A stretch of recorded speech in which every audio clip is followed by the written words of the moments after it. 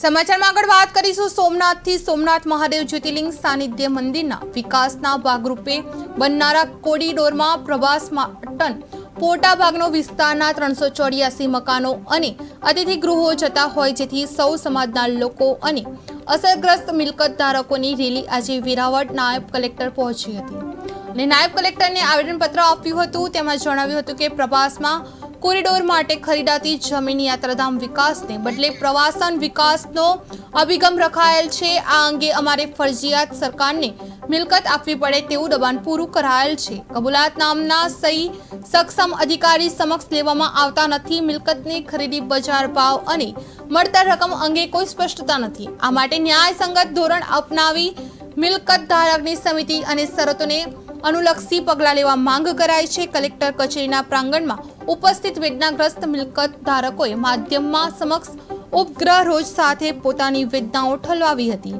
આ અંગે પ્રાંત અધિકારી વેરાવળ વિનોદ જોશીએ પ્રતિભાવ આપતા છે।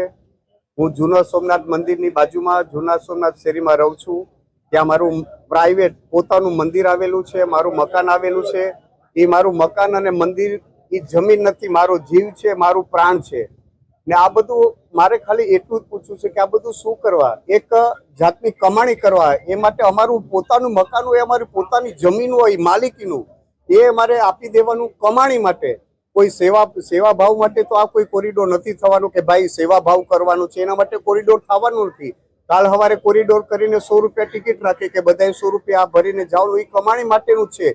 ને આ તો અમારો જીવ છે, અમારું પ્રાણ છે, અમારી આ જન્મ અમારો જ્યારથી અમારો પરિવાર છે ત્યારથી અમે આ જમીન ઉપર રહીએ ને કહી દે ખાલી કરી નાખો આ અમે બાકી અમે બે માણસ છે ને મરવા તૈયાર થઈ ગયા, અમે દવા પીવા તૈયાર થઈ ગયા છે। અત્યારે અમે મકાન ગોતવા જઈએ, સ્ટાફ વાળા બધાને ખબર જ છે, અમારે કઈ આધાર નથી મકાન સિવાય, એટલે અમને મરવા તૈયાર કરો માં અત્યારે બસ।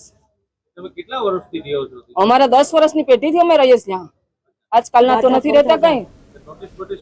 નોટિસ નથી આપી, હા એમ નામ છે, અમને આધાર કાર્ડ માગે,